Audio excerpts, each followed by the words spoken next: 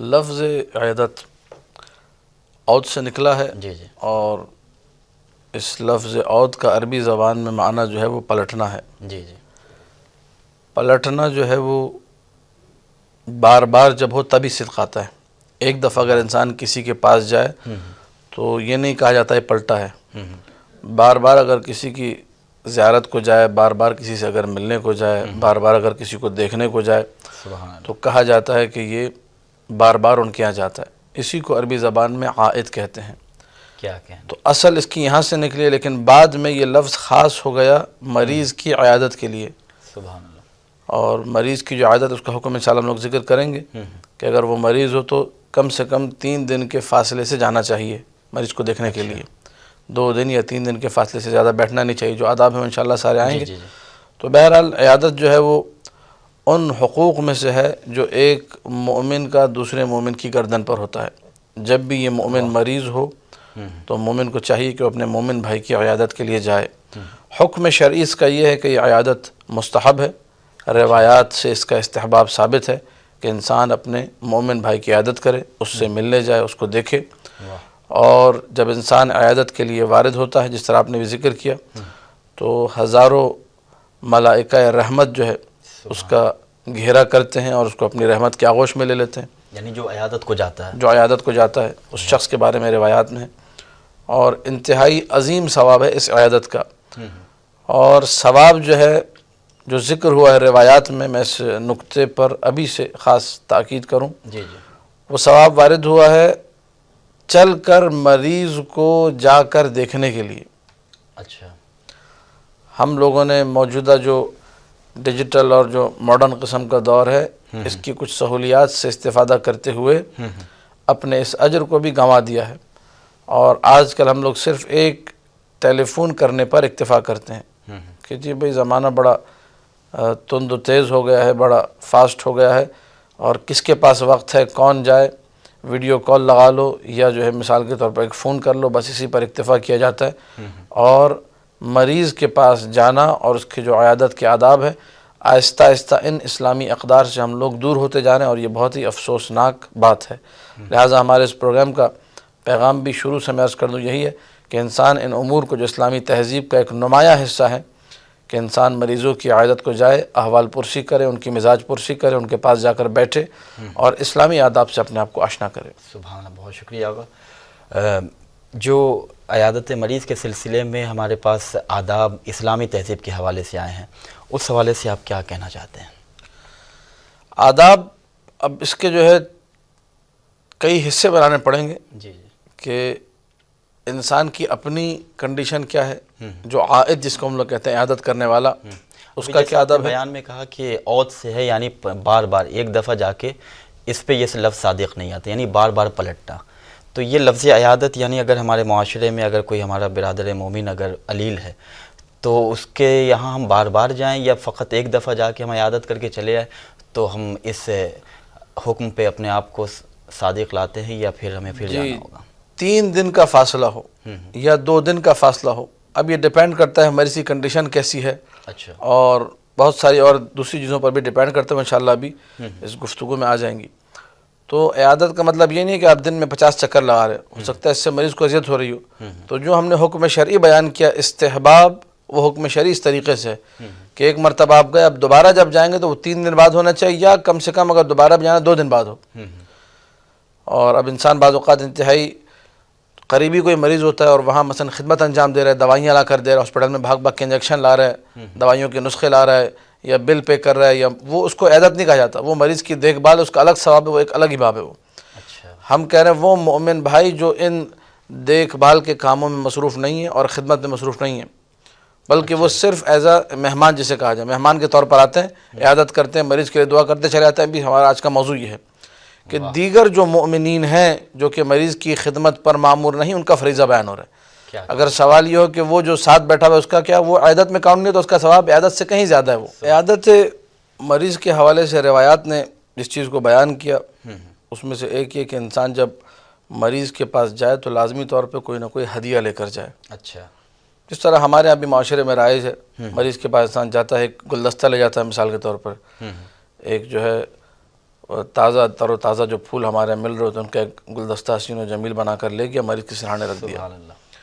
تھوڑے سے مثال کے طور پر میں مثالیں دے رہا ہوں تاکہ باتیں جب پھل فروٹ لے کر چلا گیا، ایک مثال کے طور پر مٹھائی کا کوئی ڈبہ لے گیا، کوئی نمک پارے، کچھ بھی ایسی چیزیں جو ہمارے معاشرے میں رائج ہیں، کچھ بسکٹس وغیرہ، کوئی بھی چیز جو مریض کے لیے جوس وغیرہ ہٹا کے ساتھ لے گیا، تقویت کا سبب بنے، اور بتایا بھی گیا کہ یہ چیزیں مریض کے لیے نقصان دہ نہیں ہیں، ان کو لے جانا مستحبات میں سے، یہ آداب میں سے۔ واہ، یعنی اگر میں مریض کی عیادت کے لیے جا رہا ہوں تو مجھے یہ ادب آنا چاہیے کہ میں خالی ہاتھ نہ جاؤں۔ سبحان اللہ۔ کچھ لوگ عیادت کے لیے جا رہے تھے، معصوم نے پوچھا کہاں جا رہے ہو؟ کہا مولا فلاں شخص کی عیادت کے لیے جا رہے ہیں۔ تو کہا کہ صبر کرو ذرا، رک جاؤ، ٹھہر جاؤ، ابھی عیادت کے لیے مت جاؤ۔ سارے کے سارے خالی ہاتھ تھے۔ کہا تم نے کوئی سیب لیا؟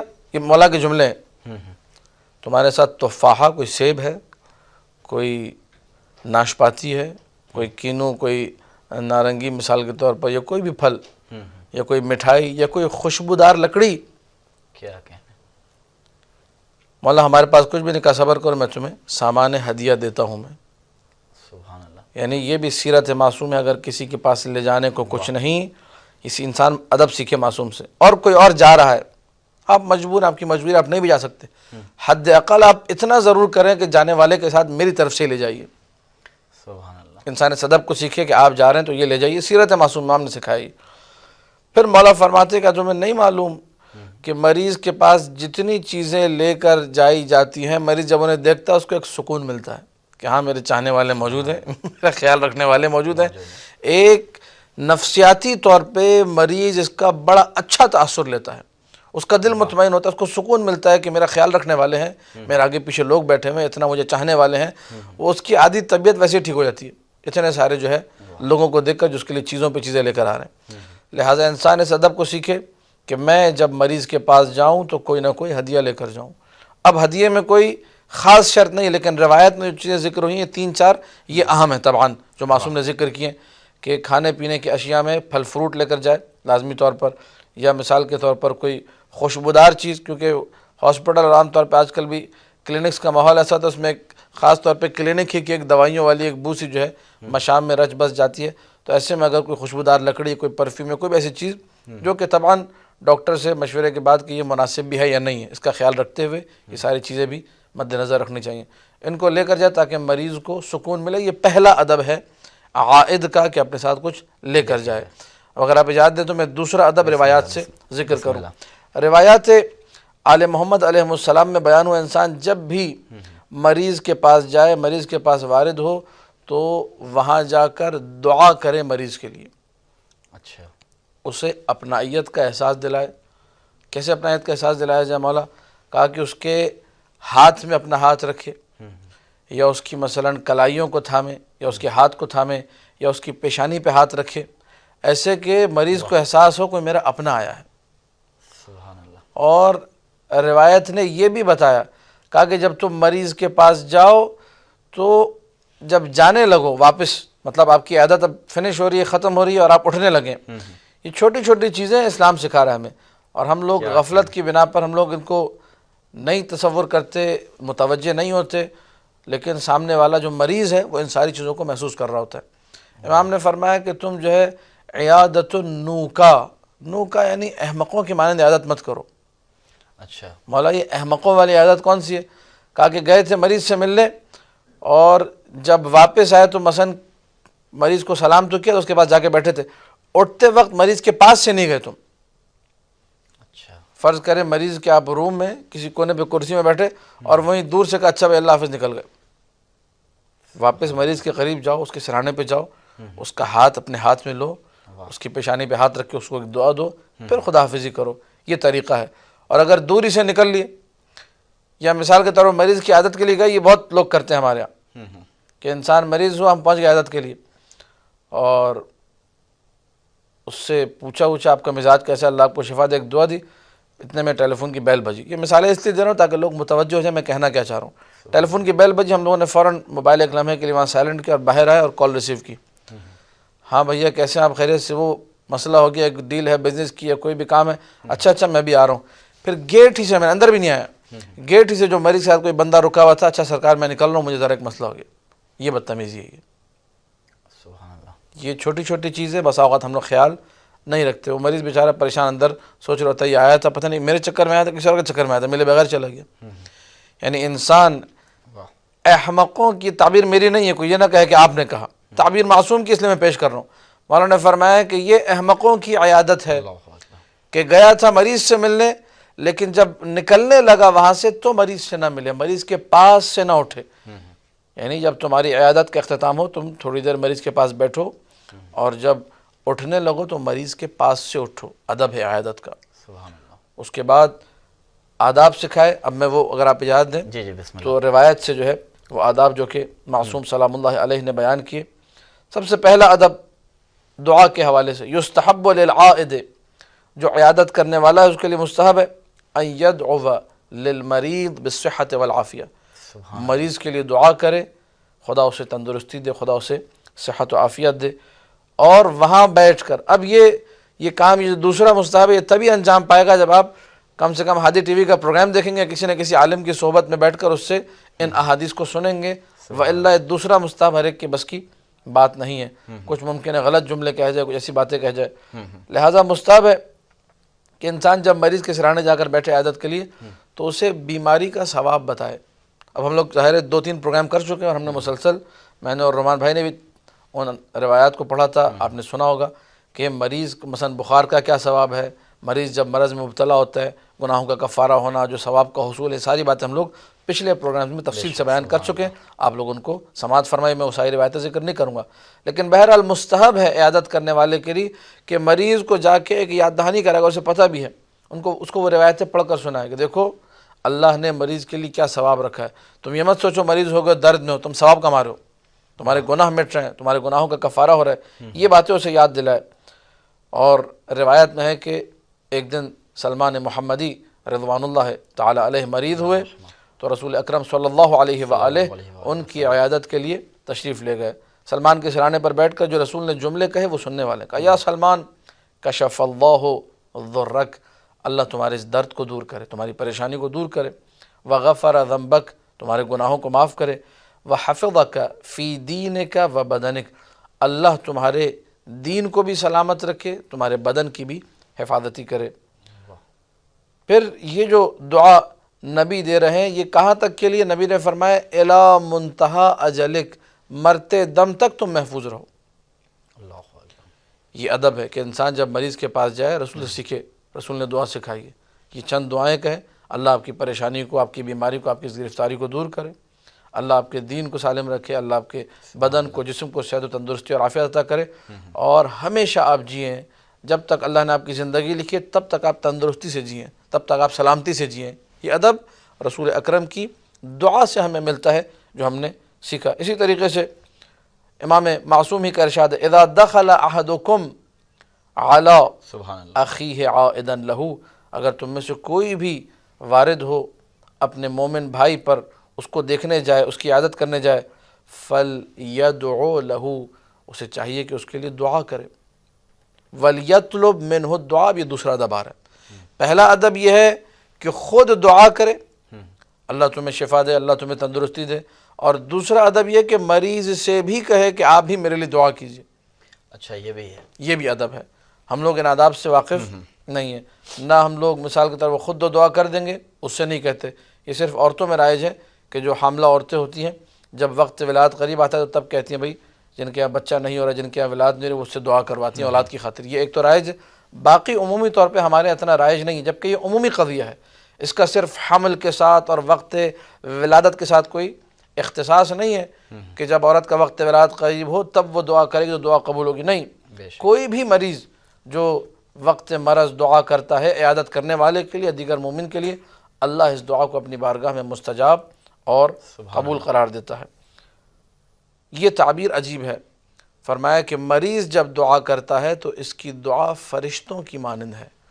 فَإِنَّ دُعَاءَهُ مِثْلُ دُعَاءِ الْمَلَائِكَةِ. تو انسان یہ نہ سوچے میں اپنے اس مریض بھائی سے جو درد میں کرا رہا ہے, اس کی طبیعت بگڑی ہوئی, اس سے دعا کروا رہا ہوں. یہ سوچے میں ملائکہ سے دعا کروا رہا ہوں. کیا کہنا. اور میں بارہا یہ پیغام دیتا ہوں اتحاد بین المؤمنین کے طور پہ, خاص طور پہ, کہ میں اور آپ بعنوان مومن ایک دوسرے کا احترام کریں. معصوم کا ارشاد ہے ایک ملک سے, ایک فرشتے سے مصافحہ کرنے سے زیادہ افضل یہ ہے کہ انسان اپنے مومن بھائی سے مصافحہ کرے۔ سبحان اللہ۔ انسان ایک لمحے کے لیے تصور کرے کہ اس کو یہ شرف مل جائے کہ جی میں نے ایک فرشتے سے ہاتھ ملایا، تو وہ تو چاروں طرف ڈھنڈورا پٹنا شروع کر دے گا کہ ہم نے ملک سے ہاتھ ملایا، فرشتے سے ہاتھ ملایا۔ معصوم کا ارشاد ہے کہ تم حقائق سے واقف نہیں ہو، ایک فرشتے سے ہاتھ ملانے سے افضل یہ ہے ایک موالی حیدر کرار، ایک مومن صالح سے جو متقی و پرہیزگار مومن ہو، شیعہ حیدر کرار ہو، اس سے جا کر ہاتھ ملاؤ گے تمہیں زیادہ ثواب ملے گا، زیادہ تمہارے اجر میں بلندی ہوگی۔ وقت ہے تو میں کچھ ایک دو روایت اور پڑھوں۔ بسم اللہ۔ امالی شیخ صدوق میں روایت جو ہے موجود ہے کہ سلمان فارسی ہی کے حوالے، سلمان محمدی کے حوالے سے جب عیادت کی تو چند جملے اللہ کے رسول نے اور جو ہے فرمائے، کہا کہ اے سلمان یہ عیادت کے آداب میں سے ہی انسان ان چیزوں کو اپنی عیادت میں لے کر آئے۔ اے سلمان ان لک فی علتک ثلاث خصال، اللہ نے تمہارے اس بیماری میں تمہارے لیے 3 خصوصیتیں رکھی ہیں، 3 کوالٹیز اس بیماری کے حوالے سے تمہیں مل گئی۔ نمبر 1، انت قریب من اللہ عز وجل بذکر، اللہ کے قریب ہو گئے اللہ کے ذکر کی وجہ سے۔ دعاؤک فیہ مستجاب، تمہاری دعا اللہ نے مستجاب کی ہے، مریض کی دعا مستجاب ہے۔ اور ولا تدع العلت علیک ذنبا الا حطتہ، یہ بیماری کسی گناہ کو چھوڑے گی نہیں، سب کو ختم کر دے گی۔ ایک بیماری ہے، تمہارا کوئی گناہ اب باقی، اللہ اس بیماری کی وجہ سے تمہارے سارے گناہ مٹا دے گا۔ متعک اللہ بالعافیہ الی انقضاء اجلک، کے جملہ سیکھنے والا ہے، پھر تکرار ہو رہا ہے، یہاں نئے انداز سے تکرار ہے۔ کہا کہ اللہ تمہیں بہرمند کرے ہمیشہ کی تندرستی سے مرتے وقت تک، یعنی جب تک خدا کی طرف سے موت نہیں آ جاتی۔ یہ رسول نے طریقہ سکھایا کہ انسان مریض کو دعا دے۔ آپ کا ایک جملہ ہوتا ہے مریض کے لیے، لیکن اسے تقویت ملتی ہے، بے شک اسے قوت ملتی ہے، اسے سکون ملتا ہے ان دعاؤں کے ذریعے سے۔ ایک اور روایت پھر ہم لوگ گفتگو کو یہیں پہ اس حوالے سے مکمل کریں گے، آداب مومن کے حوالے سے، اور وہ روایت یہ ہے کہ انسان جو ہے جب جاتا ہے مثال کے طور پر مریض کے حوالے سے عیادت کرنے، تو معصوم نے یہ فرمایا جس کو میں نے پہلے بھی ذکر کیا کہ اپنا ہاتھ پیشانی پہ رکھے یا اس کے ہاتھ کے اوپر رکھے۔ پھر اس کے بعد مولانا نے یہ بھی فرمایا کہ زیادہ مت بیٹھو مریض کے پاس، روایت کا جملہ ہے، اچھا، مریض کے پاس اپنے بیٹھنے کو طول مت دو۔ ایک دفعہ مریض خود خواہش کرتا ہے آپ سے کہ آپ تھوڑی دیر بیٹھیں میرے پاس، وہ ایک الگ بات ہے، لیکن آپ زیادہ بیٹھ رہے ہو، بسا اوقات یہ چیز مریض کو انتہائی ناگوار گزرتی ہے، تو اپنے بیٹھنے کو تخفیف، اپنے بیٹھنے کو ہلکا کرے، زیادہ ثقیل نہ کرے مریض کے اوپر۔ امام جعفر صادق علیہ الصلوۃ والسلام کا ارشاد ہے، نمبر 1 تو یہ کہ اس میں بھی ایک نقطے کی طرف اشارہ اسی روایت میں، لا عیادت فی وجع العین، آنکھ میں درد ہوا، آشوب چشم ہوا، اس میں کہا کہ کوئی عیادت نہیں ہے، یہ ایسا مرض نہیں ہے کہ جس میں انسان جا کر عیادت کرے۔ ایک یہ بات اس روایت میں بیان ہوئی۔ پھر اس کے بعد کہا کہ 3 دن سے کم میں عیادت نہیں ہے، 3 دن کے بعد عیادت ہے، ایک دفعہ کر لی پھر 3 دن کے بعد ہے۔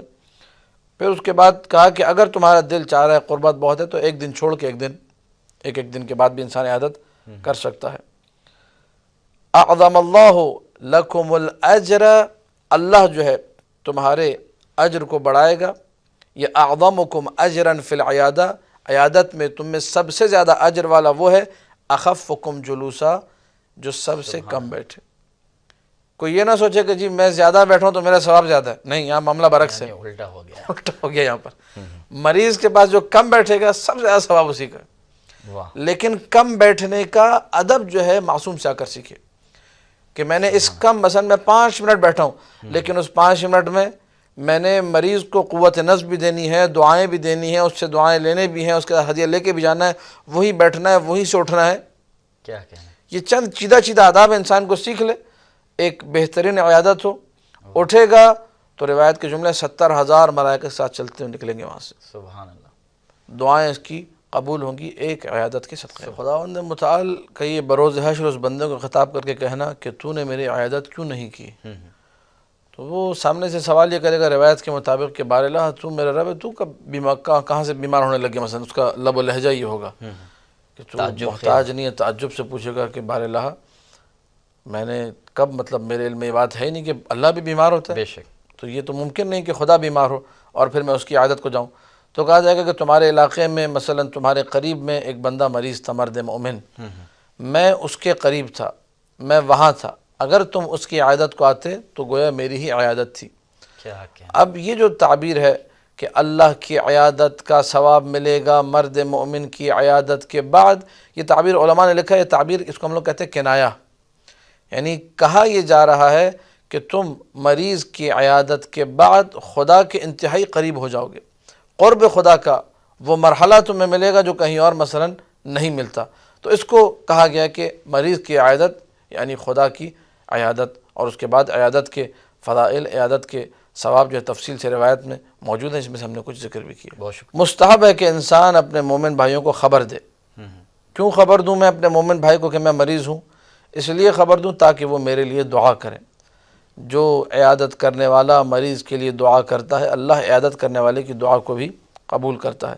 عن ابی عبداللہ علیہ السلام, امام جعفر صادق صلوات اللہ وسلام علیہ کا ارشاد گرامی ہے, ینبغی للمریض منکم, تم میں سے کوئی بھی مریض ہو تو اسے چاہیے ان یؤذن اخوانہ بمرضہ, تو اپنے مومن بھائیوں کو اپنی کنڈیشن کے بارے میں بتائے, فیعودونہ, تاکہ وہ آ کر اس مرد مریض کی, اس مومن مریض کی عیادت انجام دیں.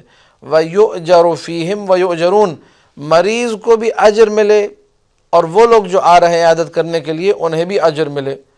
تو کسی نے اٹھ کر کہا, فقیلہ, کہا گیا فرزند رسول یہ کیسے ہو گیا کہ کیفہ, یہ کیسے ممکن ہے کہ وہ جو آ رہے ہیں انہیں بھی اجر ملا اور پھر مریض کو بھی اجر ملا؟ مریض نے خود بتایا, فون کر کے بتایا, کسی بھی ذریعے سے اطلاع دی.